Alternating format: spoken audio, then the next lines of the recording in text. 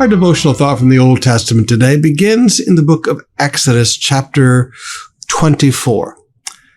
It's what I would call Joshua's introduction to the presence of God.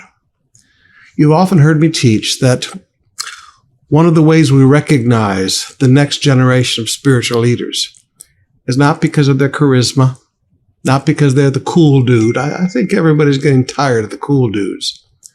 But we recognize the next generation because they're the ones that stay in the presence even when everybody else leaves. Now, I usually teach that to you from Exodus chapter 33, verse 11. Inside the tent of meeting, the Lord would speak to Moses face to face as one speaks to a friend. And afterward, Moses would return to the camp, but the young man who assisted him, Joshua, son of Nun, would remain behind in the tent of meeting. So notice with me, you look to young leaders who love the presence of God. It's not that they love the platform. They don't love being in front of people. They don't want to be the decision makers. They love the presence. That's where you find the next generation of leaders.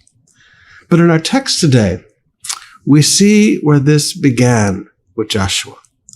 Maybe we can call this Joshua's first encounters with the presence.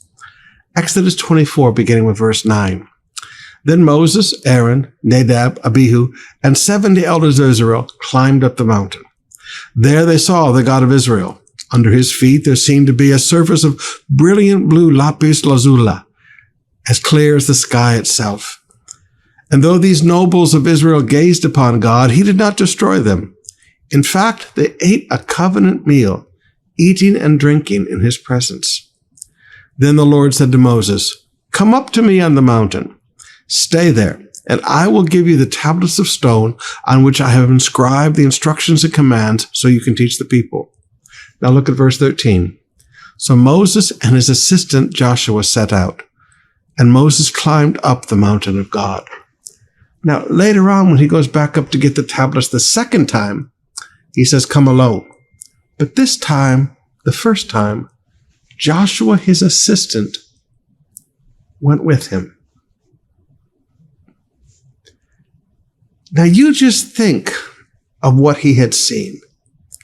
As his assistant, he was there. He saw the God of Israel.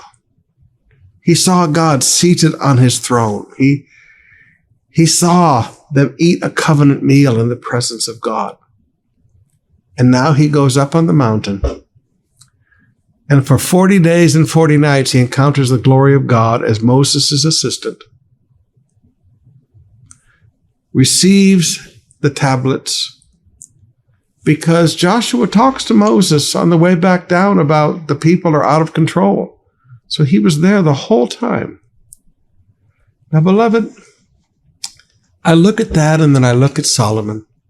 Solomon heard the voice of God. Solomon saw the fire of God come down. Solomon had an incredible encounter with God, but it never seemed to create a thirst in his heart for more. He was willing to, that was a great experience, and move on with life. Joshua is different. It seems that Joshua was a man who learned to love the presence. If the next generation of leadership is going to pick things up and do greater things than this generation, young men and young women, it's not about being on the platform.